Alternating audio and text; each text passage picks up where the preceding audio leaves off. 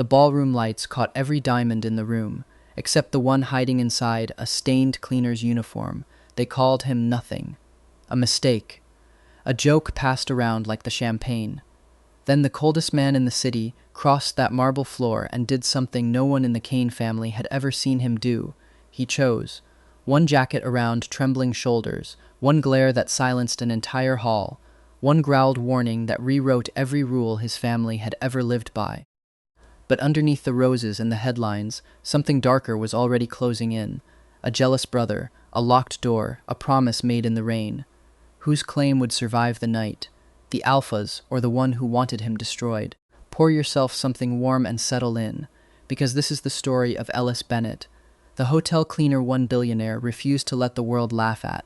If you've ever wished, just once, that someone would walk into a room and shut the whole thing up on your behalf, tell us about it in the comments below. I was standing in the middle of a ballroom full of millionaires, and every single one of them was laughing at me. Not with me, at me. At the frayed collar of my one good shirt, at the thin patch worn into the knee of my slacks, at the mop bucket I hadn't even had time to put away before someone from catering shoved me through the service doors and into a room glittering with crystal chandeliers and old money. I could feel the heat crawling up my neck, could feel my eyes burning, and I remember thinking, with a strange, detached kind of clarity, that if the marble floor wanted to crack open and swallow me whole right then, I would not have complained. I am Ellis Bennett, 23 years old, a cleaner at the Kane Regency Hotel. I hadn't even been supposed to be in that ballroom that night. I'd been mopping up a spill outside the service corridor when one of the event coordinators, frazzled and short-staffed, had shoved a tray of empty glasses into my hands and pushed me through the wrong set of doors, and by the time I realized my mistake, it was too late.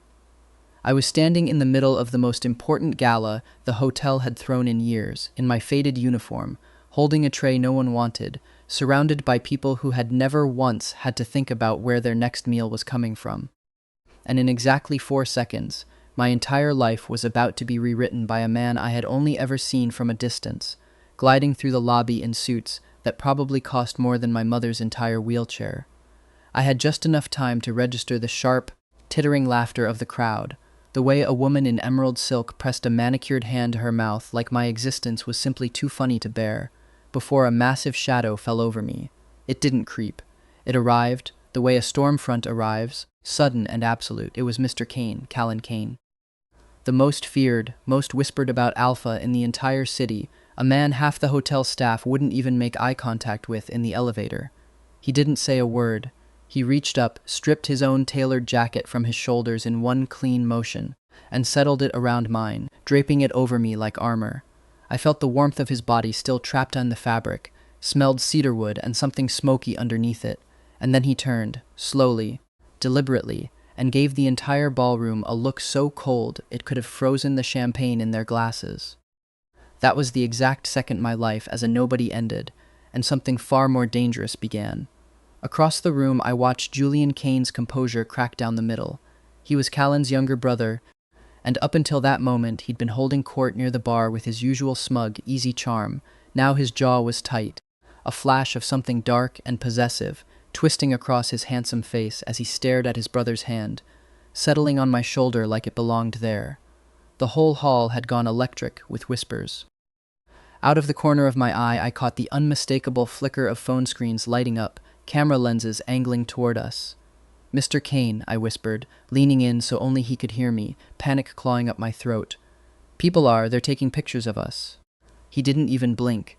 His gray eyes stayed locked on his stunned family, on the row of shareholders who had gone utterly silent, and his hand tightened on my shoulder, just barely. "Let them," he said, low and unbothered, like he was discussing the weather. "I have nothing to hide."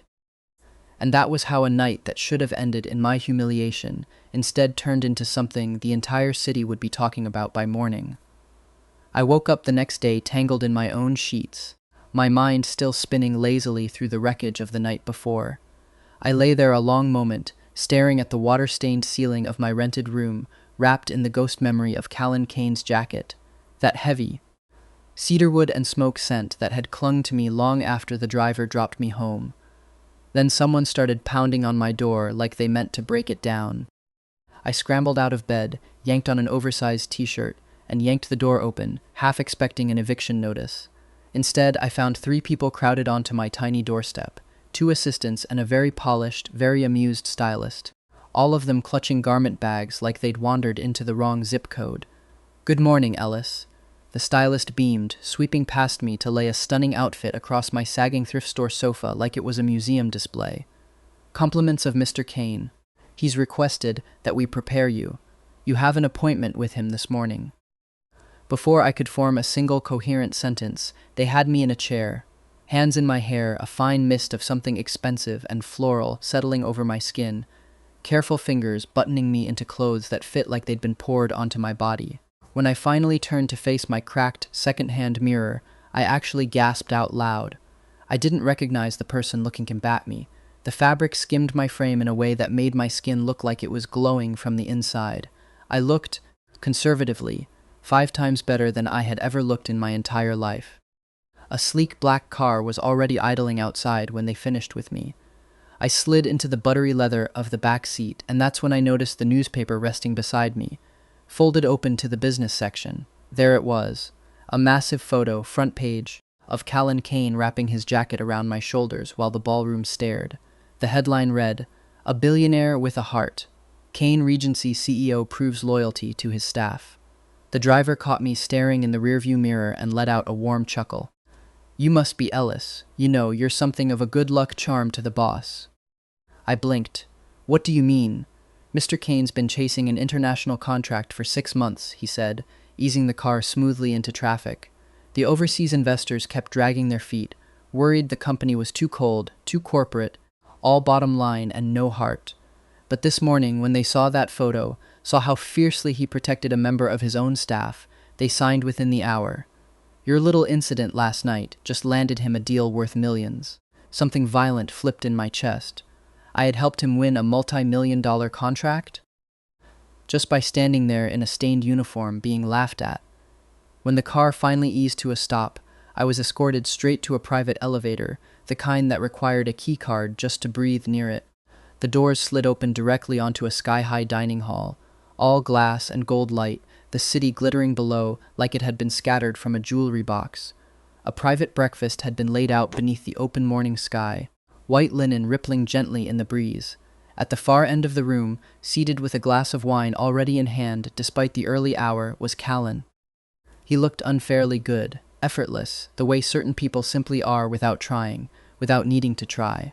The second my eyes landed on him, heat rushed straight to my face. I felt suddenly, painfully aware of every inch of the borrowed elegance wrapped around me, and I found myself tugging his jacket, which I was, embarrassingly, still wearing, a little tighter, like it might hide me. Hearing my footsteps, he rose. He didn't just stand up, he unfolded, moved with this unhurried, dominant grace that made my breath catch somewhere behind my ribs. His gray eyes found mine and didn't let go as he crossed the room toward me. He stopped close, too close. A faint, playful glint flickered in his eyes. "Money looks good on you, Ellis," he said, his voice doing something unfair and low, sending an actual shiver down my spine. And then he smiled. My brain simply stopped working. That was the first time, the very first time, I had ever seen the stoic, terrifying Callan Kane smile like that, like something almost human. I felt absurdly, hopelessly flattered, my whole face on fire. "Thank you, sir," I managed, clearing my throat twice before the words came out steady. His smile softened, and then he told me something that flipped my entire world sideways. "Ellis," he said, "you might just be my lucky charm," he explained, casually, like it wasn't life-changing news. That because of what happened at the gala, he'd finally closed the deal he'd spent half a year chasing. The clip of him wrapping his jacket around a stranger's shoulders had gone viral overnight, landed directly on the desks of the very investors he'd been courting, and sealed the deal before lunch. A wave of pure relief and happiness rolled through me. I beamed at him, genuinely thrilled. "Wow, congratulations, sir. I'm so happy for you." He didn't answer right away. Instead, his gaze lingered on my face a beat too long, his eyes darkening with something that made my pulse pick up all over again. Before I could process it, his large, warm hand closed gently around mine. My heart stopped dead. His touch felt electric, like something with a current running under the skin.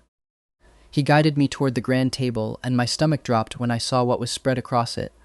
An absurd five-star breakfast, gleaming silver, more food than my whole street ate in a week. Oh no, I thought, my inner voice already spiraling. Please, universe. Tell me he isn't about to ask me to eat with him. If he does, this is the end of me.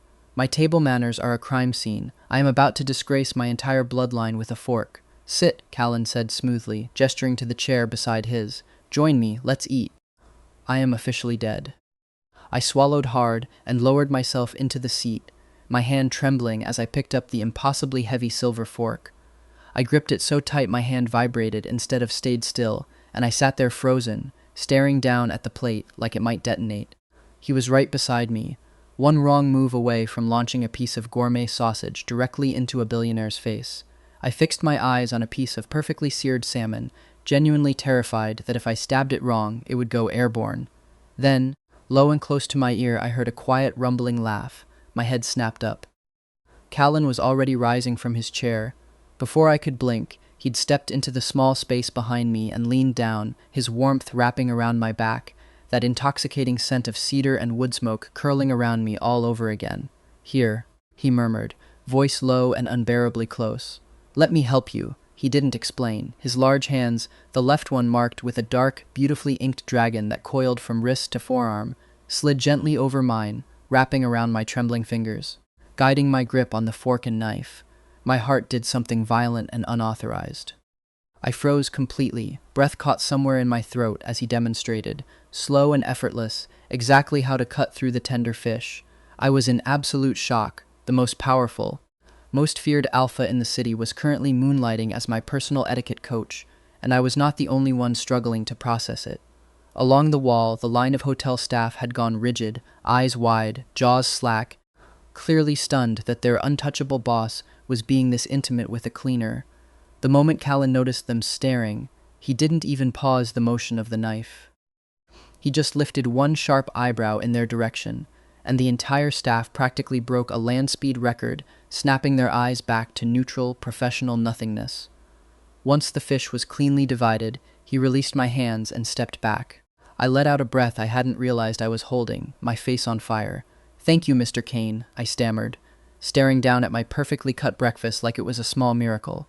He smiled again, that rare, devastating expression, and slid back into his own seat. "It's simple," he said. "You just need practice, more often." I swallowed hard, a lump sliding down my throat. Wait, what does he mean, more often? Is he planning to feed me 5-star meals on a regular basis? Because my heart and my rent budget cannot survive this. I glanced down at the salmon. That single plate probably cost more than my monthly rent. When I finally took a bite, the flavor hit like something out of a dream, and a ridiculous thought immediately hijacked my brain. I am absolutely not going to the bathroom for a week. No, I need my body to absorb every last microgram of this. I am keeping this luxury inside me as long as humanly possible. I was so deep in my own tragic financial calculations, muttering something about stretching a single meal across 10 days if I just drank less water, that the rest of the world faded out entirely. Ellis, a warm tap on my hand snapped me back. I jumped slightly, blinking down at his hand resting over mine, and looked up to find him watching me with a mix of amusement and something gentler underneath it. "Yes, sir. Sorry," I squeaked, my face flushing that same familiar shade of red. "I'm okay, perfectly okay." He let out a soft breath, leaning back, his expression turning suddenly serious. "Ellis, I've been meaning to say something. I don't like that you've been working as a cleaner." The words landed like a splash of cold water, tightening my chest instantly. I looked down at my lap. "What's your background?" he asked, more gently now. "How did you end up here?" A sudden wave of memory crashed over me. Years of stretching every dollar, of being talked over and pushed aside, of learning to survive quietly. My throat went tight, and whatever showed on my face must have given me away, because his expression instantly turned regretful. "Hey," he said softly, his voice dropping into something almost soothing. "You don't have to tell me now. Save it for next time, okay?" I took a breath, looked up into those gray eyes, impossibly warm for a man covered in tattoos and rumor, and managed a small, bittersweet smile. "No. It's fine, Mr. Kane," I said quietly, steadying my voice. "It doesn't really matter when I tell you. I can tell you now." I took a slow, shaky breath, staring down at my own hands before finally lifting my eyes back to his. "If I was going to do this, I wanted to be honest. I come from a family of 5, I started quietly. Well, used to. I have two older brothers, both married now, both living far away. Honestly, I haven't heard either of their voices in years. Not really. The only time I ever talk to them is when I borrow a coworker's phone to call, because they only pick up when they don't recognize the number. The second they realize it's me, everything changes. Their voices go flat. They ask why I'm calling out of nowhere, and then they hang up fast, telling me they've got their own lives, their own families to worry about. It's like I stopped existing to them a long time ago. Callan didn't interrupt. He just watched me, his expression darkening with a quiet, focused anger that felt, strangely, like it was on my behalf rather than at me. So it's just me now, I continued, my voice cracking despite my best efforts. I'm the only one left to take care of my mom. She has a hard time walking. I paused, steadying myself. 20 years ago, not long after I was born, my parents were in a bad accident. Her right leg was crushed. We couldn't afford the surgery back then, so I blinked hard, trying to stop the sting building behind my eyes. It never healed right. She's been in a wheelchair ever since, and my dad, we lost him a few years ago. A single hot tear slipped free before I could stop it. I looked away fast, suddenly feeling far too exposed. Watching me cry seemed to crack something open in him. He leaned forward, his sharp gray eyes softening into something raw and unguarded. Ellis. I'm so sorry, he said, quiet and sincere. You shouldn't have had to carry all of that since you were a kid. Without a word, he reached into his pocket, pulled out a neatly folded handkerchief, and pressed it gently into my hand. Here, clean your face. I took it and pressed the soft fabric to my eyes, and the second I inhaled, I let out a startled, watery laugh. Callan blinked, caught off guard, tilting his head. Why are you suddenly smiling? I lowered the cloth, looking at him through blurry eyes, a sheepish grin tugging at my mouth despite everything. Sorry. It's just, everything smells like you, even your handkerchief. I think I've officially gotten used to your scent. For a fraction of a second, he simply froze, and then a brilliant, unguarded smile broke across his face, the kind I was certain very few people in his life had ever gotten to see. He shook his head, laughing under his breath. You really don't know when to make a joke, do you? I'm being serious, I said, and that only made him laugh harder, the heavy weight in the room finally dissolving into something warm and easy. When his laughter faded, his eyes stayed on me, gentler now. You know, Ellis, I really admire you. You're strong. Whatever you've been through, you don't let it drag you under. My smile turned wistful. I have to be strong, Mr. Kane. I have to be strong for my mom. She's the only family I have left, and I refuse to lose her too. He looked at me a long moment, visibly moved. Then his hand found mine again, giving it a firm, reassuring squeeze. Don't worry so much, Ellis. Things are going to get better. I promise you that. Before the moment could stretch into something too heavy, he checked his watch and rose smoothly. I have a meeting to get to, he said, adjusting his cuffs. Of course. Go save the business world, sir, I said, smiling up at him. He gave me one last lingering look before turning and walking out, the heavy doors clicking shut behind him. I sat alone at that massive table for exactly 3 seconds. Then I looked left, looked right.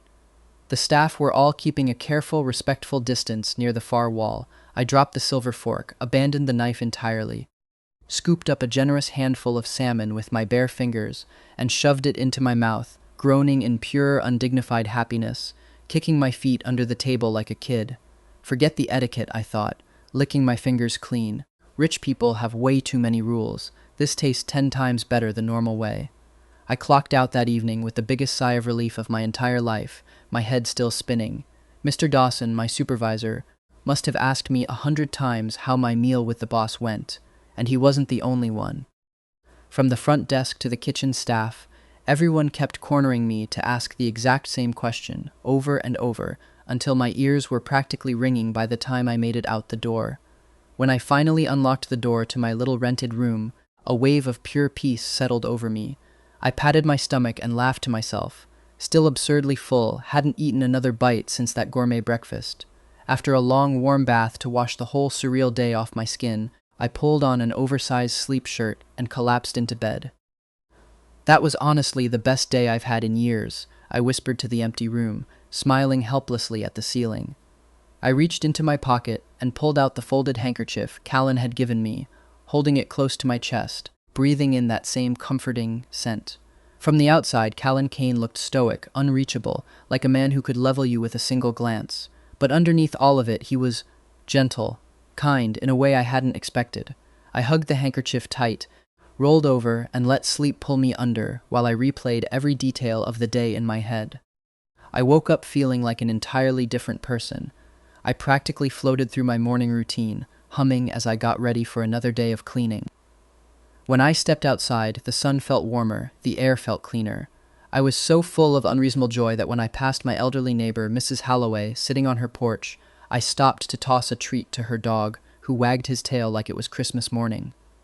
"Thank you, Ellis," she called out, beaming. "Have a lovely day at work, dear."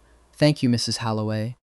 "You too," I waved, and practically skipped the rest of the way to the hotel. But the second I walked into the staff locker room to change into my uniform, the door slammed open. Mr. Dawson burst in, completely out of breath.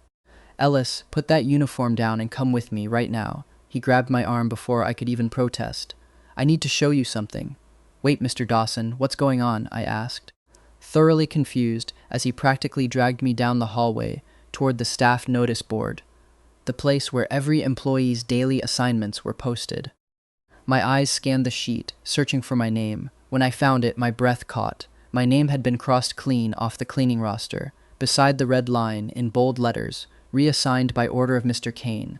My hands flew to my mouth. Was I being fired? Had I done something wrong with the salmon after all?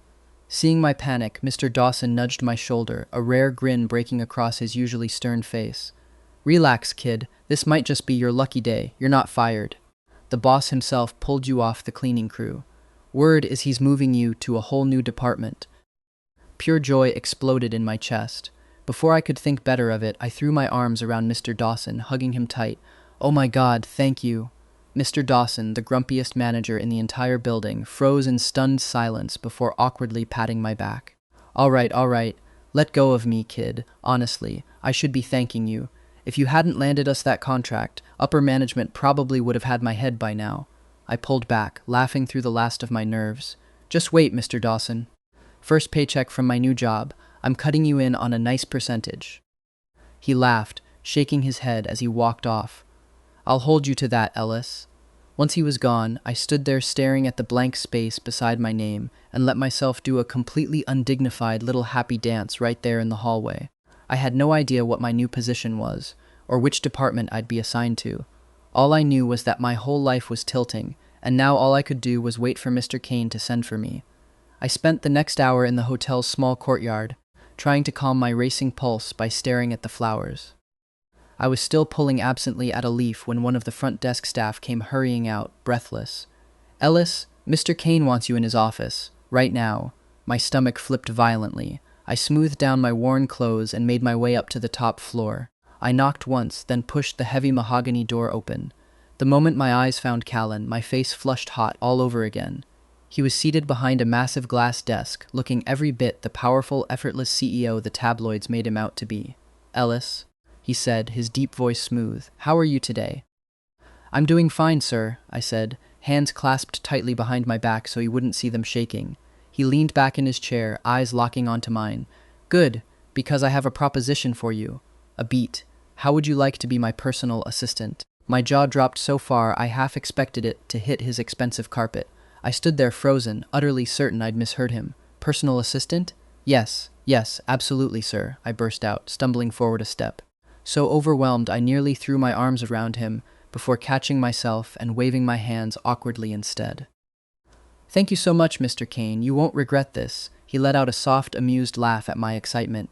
"I'm sure I won't. Go home and rest for now. You start tomorrow morning." He reached into his wallet, pulled out a sleek black card, and slid it across the desk toward me. "Take this. Buy yourself proper clothes for the office." My mouth fell open all over again. A black card. The most powerful alpha in the city had just handed me his personal credit card like it was a stick of gum. I picked it up with trembling fingers, half expecting security to tackle me on my way out. The second I stepped outside the hotel, I was practically dizzy with delight. I all but sprinted toward the high-end shopping district, and walking into those boutiques felt like slipping into a spy movie. The salespeople greeted me by opening the door before I'd even reached it, which was a first. Usually I was the one holding doors open for people who looked straight through me. I kept waiting for someone to ask me to leave, to check my card twice, to call security. No one did. They just smiled and asked what I was looking for today, sir.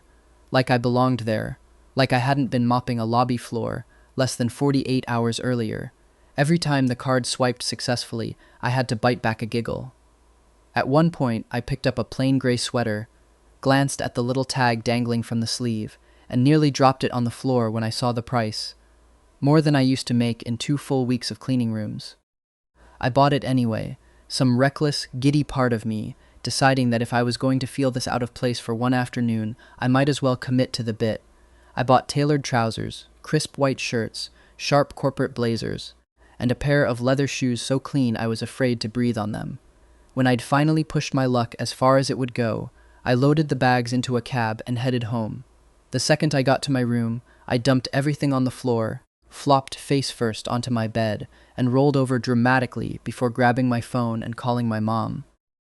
"Mom, you are not going to believe this," I said, tears of happiness already pricking my eyes. "I got promoted. I'm the CEO's personal assistant now. Soon I'll be able to send you enough for your bills every month. We're going to be okay." There was a pause on the line, the kind she always did when she was trying not to cry in front of me, even over the phone. "My boy," she finally said, her voice thick, "I always knew something good was coming for you. You've worked so hard for so long. You deserve every bit of this. I miss you," I said, and meant it more than the words could really carry. "I'm going to come visit soon, okay? Once things settle down here. I want to see your face, not just hear your voice through this old phone. You just focus on doing well there," she said, laughing a little, through what I was sure were tears of her own. "Don't you worry about me. I've got my shows. I've got Mrs. Halloway checking in on me twice a week. You just take care of yourself, Ellis. That's all I want." We talked for another 20 minutes about nothing in particular. The neighbor's new puppy, a rerun she'd watched 3 times already, whether I was eating enough, and by the time we hung up, my face hurt from smiling. Hearing her soft, emotional voice on the other end praising me made the whole impossible day feel suddenly, completely real. The next morning I was up before my alarm even had the chance to ring. I dressed carefully in my new corporate clothes, adjusting the collar in the mirror one more time than was strictly necessary. I actually looked the part. When I arrived at the hotel, the atmosphere had shifted completely. The moment I crossed the lobby, everyone stared. Some of my old cleaning coworkers wore wide, genuinely happy smiles, whispering congratulations as I passed. Others watched with eyes narrowed in pure envy, clearly wondering what kind of magic a low-level cleaner had used to talk his way into becoming the untouchable CEO's personal assistant. I held my head high and rode the elevator straight to the top floor. Callan wasn't in the executive office when I stepped in. Instead, a tall, severe-looking man in a charcoal suit stood waiting. "You must be Ellis," he said, giving me a crisp nod. "Mr. Kane asked me to train you and walk you through your daily responsibilities before he arrives. Let's begin." For the next hour, he threw an avalanche of information at me, scheduling, sorting priority or correspondence, and, with surprising gravity, Callan's exact coffee order down to the degree. My brain worked overtime, but I scribbled everything into my notebook as fast as I could. Then the doors swung open, and Callan walked in looking like he owned the entire building, which, of course, he did. "Good morning, sir," the trainer said, with a small bow. Remembering my notes, I stepped forward at once to take his leather bag from him. "Good morning, Mr. Kane," I said brightly, reaching out. As I took the handle, our fingers brushed. A literal current shot up my arm. My breath caught, and I looked up quickly, my face heating on instinct. Callan's gaze dropped to where our hands had touched, then rose slowly to meet mine, a faint, knowing smirk tugging at one corner of his mouth. "Morning, Ellis," he murmured, his voice a shade lower than usual. "The suit looks good on you." "Thank you, sir," I said, blushing furiously. That one small compliment somehow brightened the rest of my entire day. The hours flew by in a blur of work and butterflies. Every time I brought documents in for his signature, he found some reason to linger, asking how I was settling in, whether the new shoes were giving me blisters yet, making sure I wasn't overworking myself. I started noticing little things I was fairly sure no one else got to see.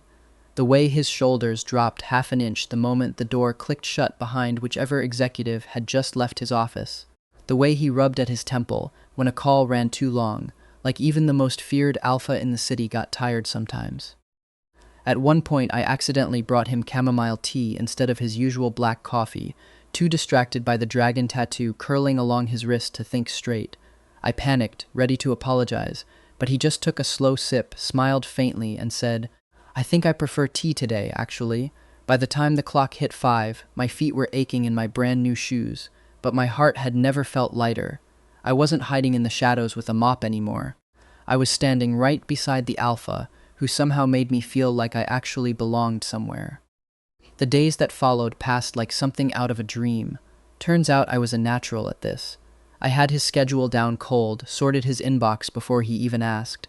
Callan was visibly pleased, his eyes softening every time he walked in and saw how hard I was working. A few days into the job, he called me into his office and handed me an envelope. "Your first paycheck," he said. When I opened it, my jaw dropped. It was nearly double what we'd agreed on. "Mr. Kane, wait," I stammered, staring at the extra stacks of bills. "I think there's a mistake." "It's not a mistake." "It's a bonus," he said, leaning back with a gentler expression than I'd ever seen on him. "For your mother. Get her whatever she needs, Ellis." My throat tightened, a wave of emotion crashing through my chest. "You remembered my mom?" I whispered. He gave me a soft smile. "Of course I did. Being born into money doesn't mean I've forgotten what it's like for people who weren't given the same chances. You're a good son, Ellis. You deserve this." I clutched the envelope to my chest, my heart swelling until it physically ached. The tattooed, terrifying billionaire alpha was, secretly, the sweetest man I had ever met. That evening, I left the hotel on an absolute high, practically skipping toward the train station. The universe apparently had other plans.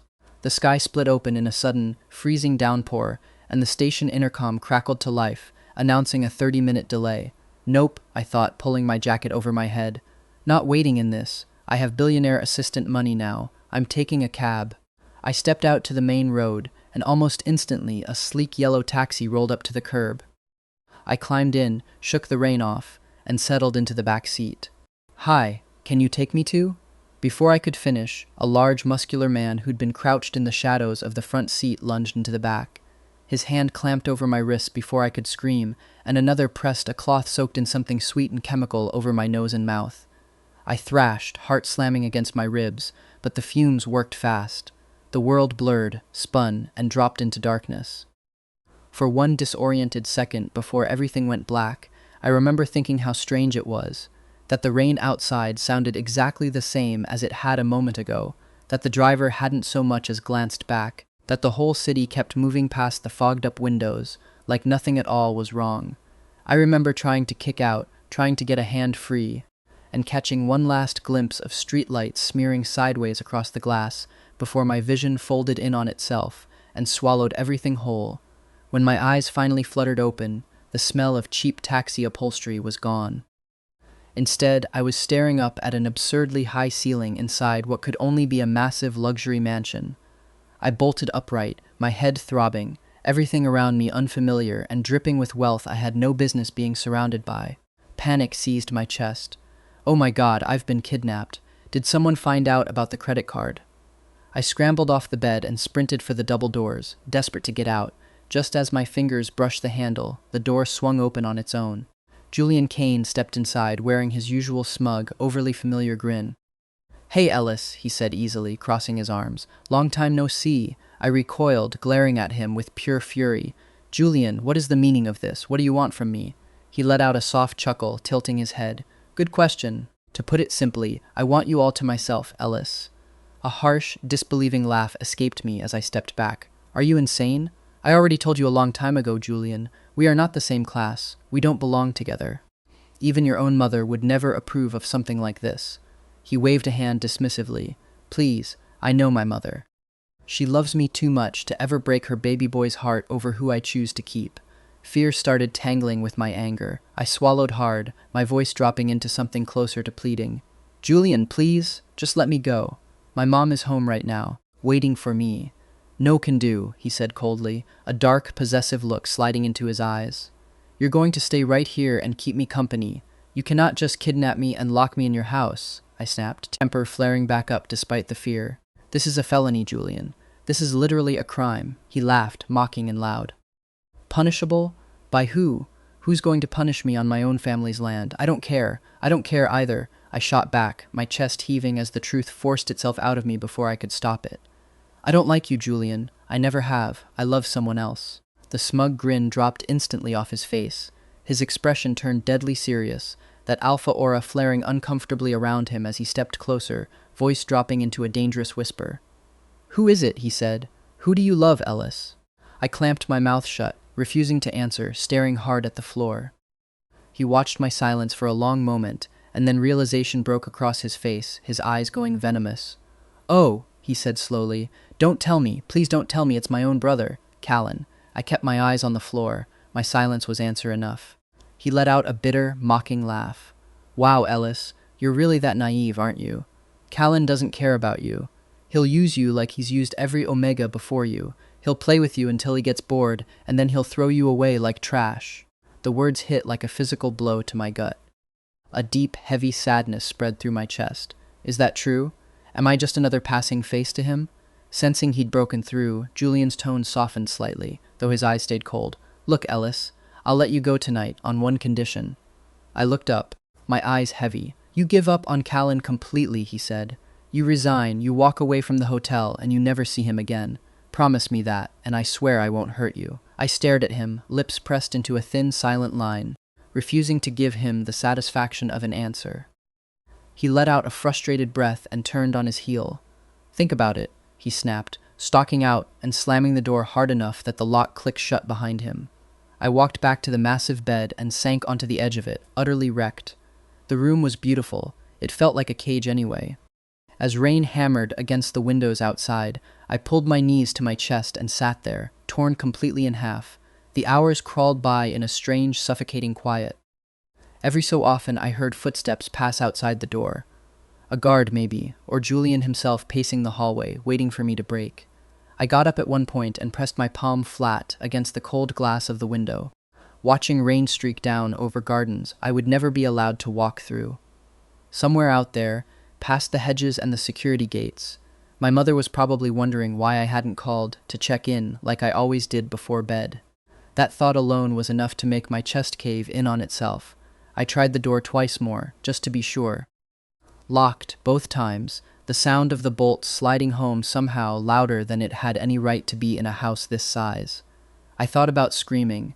I thought about it seriously, for almost a full minute, before deciding against it. Who would even hear me, out here, wrapped in acres of land that all belonged to a family who could make people disappear from a hotel notice board with a single phone call? So instead, I did the only thing I could do. I sat with it.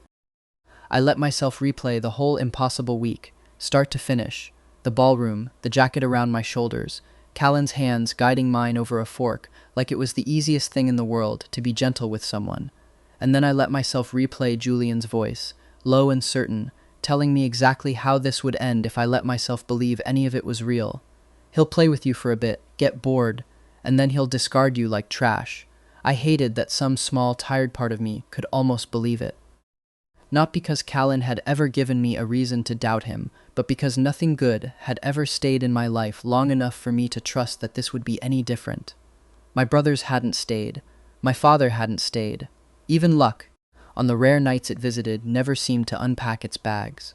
Somewhere close to midnight, exhaustion finally won out over fear, and I drifted into a shallow, restless sleep, still curled up on top of the covers, still fully dressed, one hand fisted in the blanket like I might need to run at a moment's notice. I barely slept that night, my mind looping endlessly between Julian's cruel words and the memory of Callan's hands guiding mine over a fork just days before. Every time I closed my eyes, I saw the two versions of him fighting for space in my head. The man who draped his jacket over my shoulders in front of a laughing crowd, and the cold, unreachable stranger Julian swore was underneath. By morning, a tray of untouched food sat outside my door, and Julian appeared not long after, leaning against the frame with that same infuriating calm. "Have you made your decision, Ellis?" he asked, entirely too composed. I looked at the food, then at the locked windows. My mind flashed to my mother, alone at home, wondering where her son had gone. I couldn't stay locked up here. I couldn't let my whole life get swallowed by these wealthy alphas and their dangerous games. Julian's warning from the night before kept echoing in my skull. Callan will just use you and discard you like trash. I took a deep breath and swallowed my pride whole. "Fine," I whispered, my voice trembling. "I accept your terms." I'll stay away from the hotel and I'll give up my job as his assistant. Just please give me my freedom." Julian's face lit up with a smug, triumphant smile. "Good boy, Ellis. I knew you'd make the smart choice." True to his word, that night, a sleek black car with tinted windows pulled up outside my building. The guards didn't say a single word as they shoved me out. The moment the car peeled away into the dark, I bolted inside, locked my door, and slid straight down against it. The terror and heartbreak of the last 24 hours finally catching up all at once. I cried so hard for so long that my eyes burned and swelled by the time exhaustion finally took me. I'd found a place where, for the first time in years, I actually felt like I mattered. And just like that, it had been ripped away from me by someone else's jealousy. The next morning, my eyes were still puffy and raw, but I forced myself into a plain t-shirt and walked to the hotel. No mop this time, no notebook. Just a white envelope clenched tight in my hand, containing my resignation letter. The moment I stepped into the lobby, Mr. Dawson spotted me and hurried over, his usual gruff expression melting into concern the second he saw my swollen eyes. "Ellis, what happened to you? Why are you dressed like that?" His gaze dropped to the envelope. I handed it over, my throat burning. "I'm resigning, Mr. Dawson." His jaw dropped. "Ellis, are you out of your mind? Why would you walk away from this?" "The boss made you his personal assistant. Everyone's talking about it." I pressed my lips together, forcing back a fresh wave of tears. I couldn't tell him about Julian. I couldn't risk anything happening to me, or to him, for knowing too much. "I'm sorry, Mr. Dawson." "I can't talk about it," I said quietly, forcing a weak smile. "You've all been so good to me, but I have some urgent personal matters I need to take care of." Before he could push further, I turned and hurried toward the glass exit. But just as I stepped out onto the driveway, a familiar luxury car pulled smoothly into the lot. My heart stopped. Callan's car. Oh no, he can't see me here. I ducked behind a concrete pillar near the entrance, my back pressed flat against it, holding my breath. Through the glass, I watched his car door open. He stepped out, looking devastating in a dark, perfectly tailored suit, and paused for a moment, scanning the entrance like he was searching for someone. Searching for me. My chest ached so violently it felt like something was cracking apart inside it. I waited until he'd walked through the lobby doors and out of sight before I finally moved, tears spilling over as I sprinted away from the hotel, leaving the best version of my life crumbling behind me. The days after that crawled by, slow and gray. My mother's medical bills didn't care about my broken heart, and I couldn't afford to sit around mourning something I'd never really had the right to keep. So I forced myself back out to find work. Fast, and nowhere near Callan's corporate world.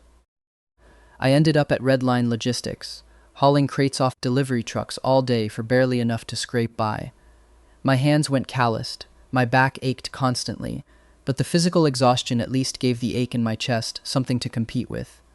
One afternoon, the sun was beating mercilessly down on the loading dock.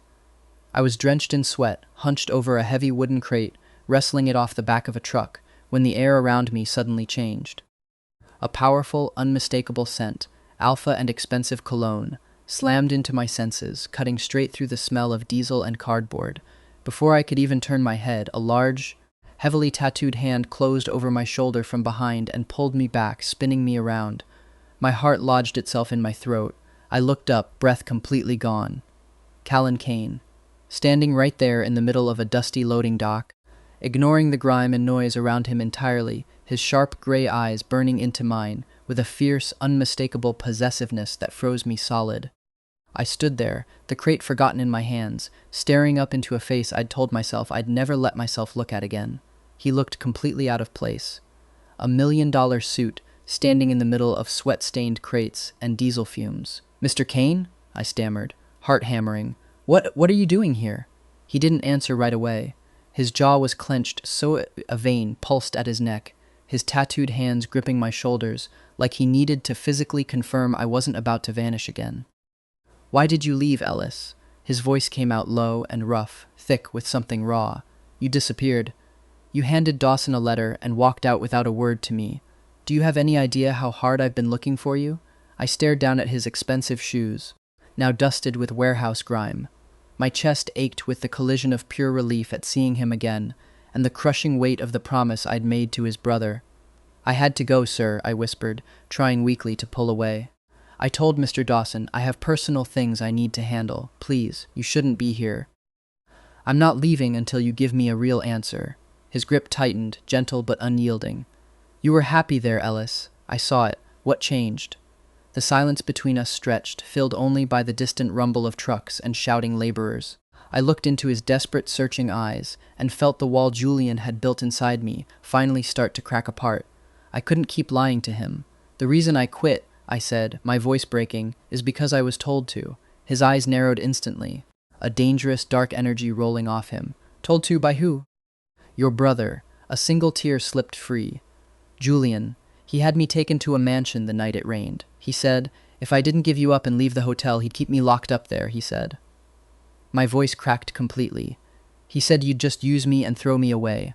The moment Julian's name left my mouth, something in Callan's face transformed into pure, unfiltered fury. His fists clenched so hard his knuckles went white, the dark ink of the dragon on his forearm, seeming to ripple with the force of his rage. He did what? Callan roared, already turning, ready to tear across the entire city to find his brother. How dare he? No, Callan, wait! I lunged forward, grabbing his arm, my calloused fingers wrapping tight around his wrist.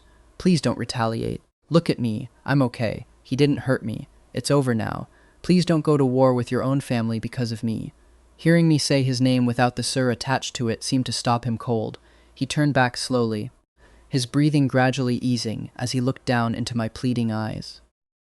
The terrifying billionaire melted away in front of me, leaving behind only a man who looked entirely consumed with worry for the Omega standing in front of him. He let out a long, ragged breath and cupped my face gently in both hands.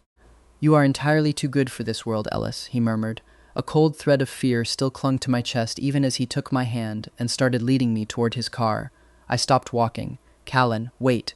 My voice trembled. I'm scared. What if Julian finds out we're still together? He promised he'd hurt me if I didn't stay away from you. He paused, his grip on my hand tightening just enough to make me feel steady, anchored. The soft warmth in his eyes shifted instantly back into that fierce, terrifying alpha glare. But this time, it wasn't aimed at me. He won't dare touch a single hair on your head ever again, he said, voice low with authority. Get in the car, Ellis. I need to teach my brother a lesson today, or he's going to become a permanent problem. I swallowed hard and slid into the passenger seat, my heart pounding the entire drive to the Kane family estate. I gripped the seatbelt like a lifeline the whole way, thoroughly intimidated by the sheer force radiating off the man beside me. When we finally pulled up to the sprawling family mansion, somehow even more imposing than the hotel itself, I felt completely out of place. Stone lions flanked the entrance, and the driveway alone was longer than my entire street back home. I found myself staring up at the rows of dark windows, wondering which one had belonged to the room I'd been locked inside, wondering if Julian was watching us pull up right now, from behind one of those curtains. Callan didn't hesitate. He took my hand, laced our fingers together, and marched me straight through the grand double doors. Julian! His voice thundered through the hallway, bouncing off marble in a way that felt like a physical command. Get out here. Now. Footsteps sounded from the top of the staircase. Julian appeared, wearing his usual arrogant grin, until his eyes landed on me standing beside his older brother, our fingers laced together, and his expression collapsed entirely, the color draining from his face. Callan, he started, his bravado evaporating as he came down the stairs. I didn't expect you to. He didn't get to finish. Callan closed the distance in 2 strides and struck him hard across the face, the sound cracking through the mansion like a gunshot. I jumped, stunned. Julian stumbled back, clutching his reddening cheek in shock. When did you grow up to become this vicious? Callan roared, his alpha presence flooding the entire room. How dare you threaten someone, kidnap them, and try to destroy their life just to feed your own ego? Callan, what on earth is going on? A sharp voice cut through the chaos. Their mother rushed in from a side room, silk robe flowing behind her, and wrapped her arms protectively around Julian, shooting Callan a furious glare. Why would you hit your own brother like some street thug? Callan didn't flinch. He looked at the two of them with pure ice in his gray eyes. Mom, don't play the victim. I know you're part of this, and I know you've spoiled him his entire life. His voice dropped, dangerously calm. But I want both of you to understand something very clearly. Dad is gone. Every asset, this house, the entire family fortune, it's all in my name now. Their mother's jaw dropped, her fury dissolving instantly into fear as the full weight of the reality hit her. "I am the head of this family whether either of you likes it or not," Callan continued, cold and even. "I control everything, so you're both going to learn to behave yourselves and respect what's mine while I'm still generous enough to let you live under this roof." The silence that followed was suffocating. Neither Julian nor his mother dared breathe too loudly.